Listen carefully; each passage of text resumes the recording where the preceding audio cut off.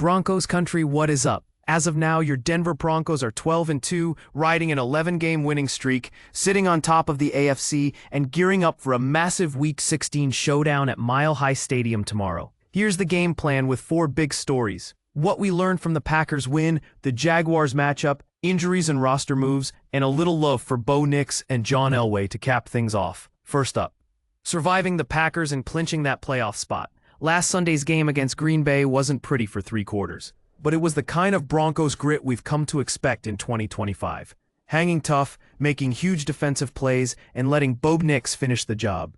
The final score, Broncos 34, Packers 26. Denver clinched a playoff berth, moved a game ahead of New England for the AFC's top seed, and extended their win streak to 11.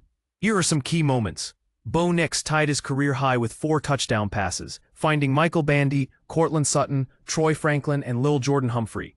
The Broncos trailed 23-14 in the second half, before Pat Surtain II made a spectacular interception on a deep ball to Christian Watson, flipping the momentum. Nix called it a classic Pat Surtain play, a big moment from a guy who keeps showing up when it counts. The defense sacked Jordan Love 3 times, intercepted him twice, and held the Packers to just 1 touchdown on 4 red zone trips, while the Broncos went 4 for 4 inside the red zone.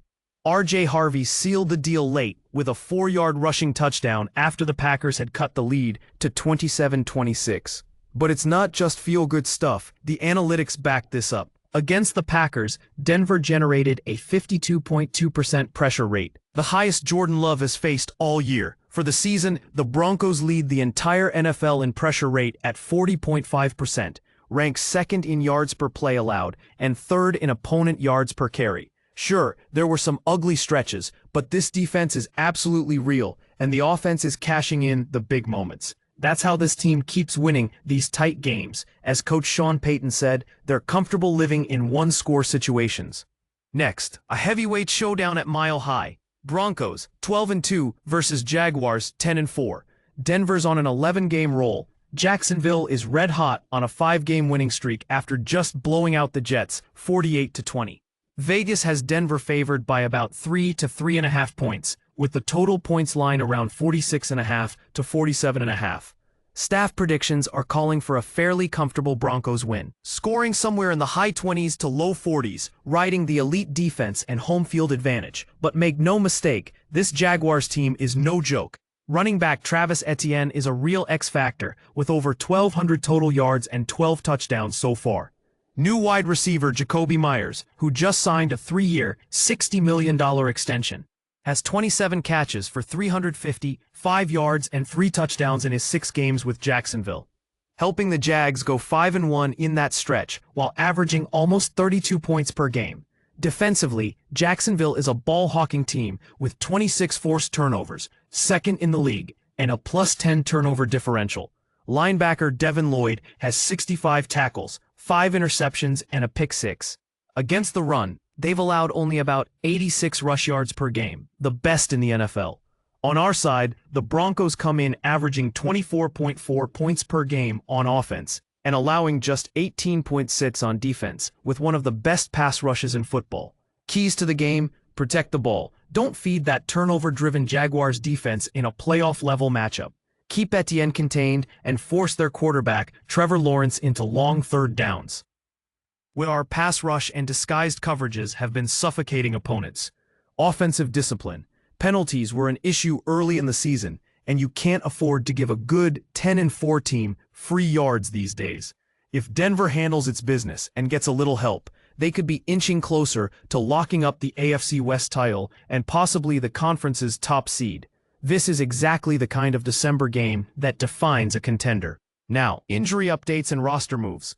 Good news first, a lot of arrows are pointing up. Running back R.J. Harvey left the Packers game with rib issues, but has been a full participant in practice this week and looks on track to play. Wide receiver Pat Bryant, recovering from a hamstring, has practiced fully all week with no game status listed, which means he's basically good to go after missing last week. Marvin Mims Jr., Mike McGlinchey, and center Luke Wattenberg are all practicing fully, signaling health in key areas. Big news in the trenches. Guard Ben Powers and inside linebacker Kareem Reed have both been full participants in practice and are listed as questionable for the Jaguars game after coming off injured reserve. There's real optimism that Powers will play, likely coming in as part of a rotation while he gets his legs back. To make room on the roster, the Broncos waived veteran guard Calvin Throckmorton, moves multiple local reports linked to Powers' imminent activation. The tougher news: linebacker Justin Stranad, dealing with a foot injury, is ruled out for the Jaguars game and may head to injured reserve. Safety Brandon Jones remains on injured reserve with an expected return around mid-January. Linebacker depth will be something to watch. If Kareem Reed can go, he'd join Dre Greenlaw and Alex Singleton in the core group, with Jordan Turner mixed in for snaps. Bottom line, compared to many contenders, the Broncos are relatively healthy heading into Week 16, and a stabilized offensive line with Powers back could be huge when trying to run against the league's best rushing defense. Finally, a quick big-picture note on Bo Nix, because what he's doing isn't normal. He's entered an elite club, over 7,000 passing yards, more than 50 passing touchdowns, and over 20 wins in his first 2 seasons.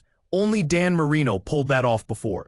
Nix already ranks in Denver's top 10 all-time in passing yards and touchdowns, and has tied or passed legends like Ben Roethlisberger and Andrew Luck in early career wins.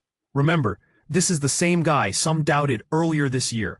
But teammates and Coach Payton have been loud and clear. They don't care about outside noise. They believe in Bo and what he's built with this team. And speaking of Broncos legends, here's a great reminder for the soul. A new Netflix documentary called Elway drops Monday, diving into John Elway's full story, from the messy early years to finally winning back-to-back Super Bowls. At the Denver premiere, Elway talked about how the tough moments made the victories mean even more. Kind of fitting, right? We're watching a new era unfold with Bo Nix in this defense, while getting a reminder of what the standard looks like. So strap in for tomorrow. This game feels like the true measuring stick for a team that has already shown us a lot.